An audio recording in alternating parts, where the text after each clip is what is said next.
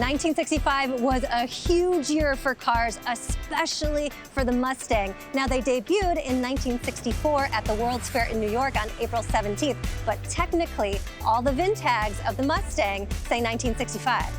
And what I love about this 65, it's got the K-code engine, which was available 2 months after the Mustang debuted. Now, less than 1% of Mustangs sold from 1965 to 1967 have the K-codes.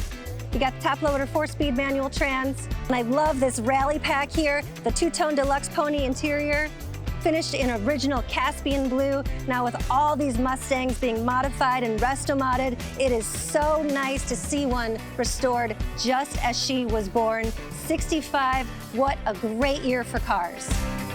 1965 Ford Mustang GT, this one is a K-code.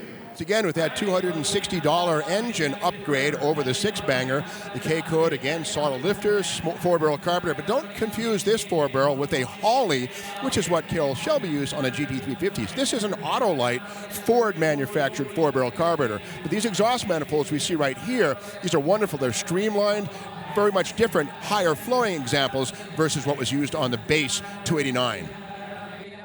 The 289 four-barrel would have been 225 horsepower. This would be 271, a substantial upgrade. Here's the thing, this is a real GT. A lot of folks will actually add the GT, but the GTs were only made between February and August of 1965, which means the build code has to correspond. So either a P through a V is what you got to see. We got it here, it's a real GT, not a clone. Now, whatever you do, don't call it a fastback. Ford called this a 2+2, this beautifully sloped rear window. They had previously used the term fastback on a Galaxy. So this is a Mustang 2+2 officially. And again, that big rear axle silhouette hanging down low, seen only in the K-code cars. And directly the same part seen in a full-size Galaxy, stronger. And of course, extra strength needed to keep up with the 271 horsepower under the hood. Hey, big money here. We're closing in on 100 large. Yes!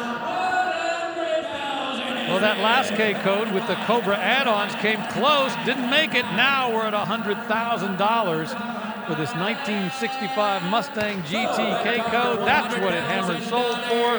Apparently April Rose knows how to pick them, because that is our third $100,000 car of the day. Beautiful, and I would say worth it.